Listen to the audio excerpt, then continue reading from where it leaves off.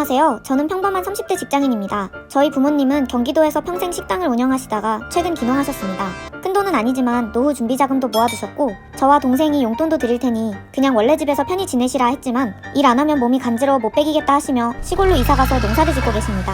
새로운 곳에 적응하는데 좀 어려워 보였지만 금방 이웃집과도 친해지고 시골에서의 생활이 안정되는 듯 보였습니다. 그러던 어느 날 회사에 있는데 갑자기 어머니한테서 전화가 왔습니다. 너무 속상하다며 계속 우시는 걸 겨우 달래고 주말에 찾아간 농장 모습은 처참했습니다. 어머니가 예쁘게 가꿔두었던 마당은 물론 농작물까지 전부 시들해져 있었습니다.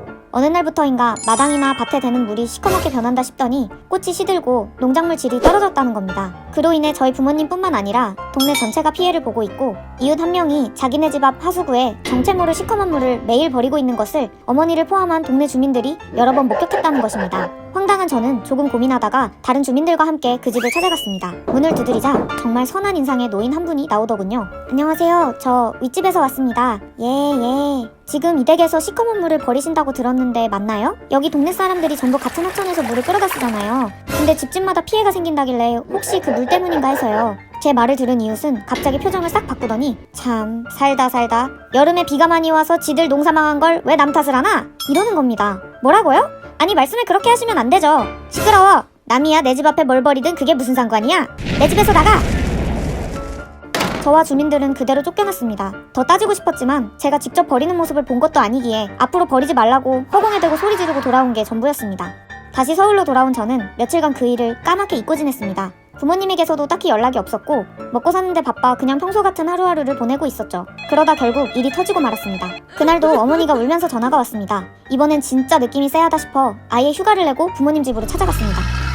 어머니 얼굴을 처음 보는 순간 저도 모르게 눈물부터 터져나왔습니다. 알 수 없는 피부병 같은 것인지 어머니 얼굴은 온통 빨갛게 벗겨지고 부어있었습니다. 이게 무슨 일이냐 묻자 어머니는 병원에서도 이유를 모른다 하더라. 옆집 사는 꼬맹이도 나랑 증상이 똑같다. 네 아빠는 지난달부터 폐병 걸린 사람처럼 자꾸 기침을 해서 농사는커녕 집안일도 못한다. 어머니 얘기를 듣는데 순간 피가 거꾸로 솟는 것 같았습니다. 동네 사람들이 비슷한 증상으로 고통받는다는 건 아무리 생각해도 그 이웃이 부은 까만 물 때문이라고 생각이 들었습니다. 그 자리에서 바로 그 이웃의 집으로 뛰어가 대문을 쾅쾅 두드리자 놀란 기색도 없이 그 이웃이 나왔습니다. 그 물이 뭔지 확실히 알아야겠으니까 내놔요. 제가 직접 조사해볼 거니까. 했더니 그 사람이 인상을 팍 쓰고는 아니 작년에 우리 집에 불이 나서 공사를 하는데 잿가루 같은 것들이 좀 나왔어. 그런 걸 일일이 처리하려면 한두 푼도 아니고 그냥 하수구에 조금씩 섞어 버린 게 다야. 넓은 하천에다가 조금 버린 걸 가지고 남의 집 대문까지 두드리고 이게 무슨 난리야? 이러는 겁니다. 어느새 주변에는 동네 사람들이 몰려들었고 저는 손이 부들부들 떨리고 심장이 막 뛰었습니다. 누가 봐도 먹물을 버리는 것처럼 아주 시꺼먼 물을 버렸다고 했는데 결국 쑥대밭이 된 밥부터 건강이 악화된 것까지 다 이 사람의 짓이었던 겁니다. 저대로 냅두면 또 아무렇지 않게 하수구에 물을 버려야 될 텐데 농사 피해는 둘째치고 건강에도 치명적인 악영향을 끼치고도 당당한 모습에 구경하러 나온 동네 사람들도 혀를 끌끌 찼습니다. 오염물질을 버린 이웃의 당당한 태도에 화가 난 주민들 덕분인지 소문은 생각보다 빠르게 퍼졌습니다.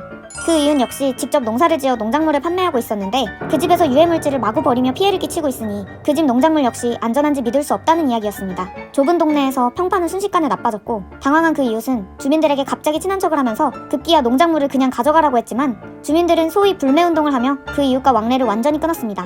결국 민폐 이웃은 두 손 두 발 들 수밖에 없었고 주민회의에서 모든 유해물질을 전문 업체를 통해 안전하게 폐기하겠다고 말했습니다. 주민들 모두가 한마음으로 거부하니 결국 백기를 든 거죠.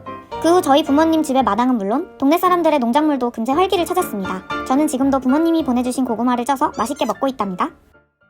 와, 주민들 단결력이 장난 아닌데요? 역시 민폐인간에게는 행동으로 보여줘야 먹히죠. 사실 이 스토리의 당사자는 바로 영상을 보고 계신 여러분들입니다. 유해물질을 버리겠다는 뻔뻔한 이웃은 후쿠시마 오염수를 방류하고자 하는 일본 정부, 그리고 그 피해는 우리에게 돌아옵니다. 비용이 없어서, 공간이 없어서, 안전하니까. 말도 안 되는 변명으로 방사능 오염수를 버리겠다는 이웃나라 정부의 행동을 반드시 막아야 합니다. 환경운동연합은 일본산 수산물 전체를 보이콧하고 후쿠시마 방사능 오염수 방류를 막기 위한 서명운동을 하고 있습니다. 평화로운 일상과 안전한 식탁을 지키는 데 힘을 보태주세요. 방사능 오염수 방류 반드시 막아냅시다.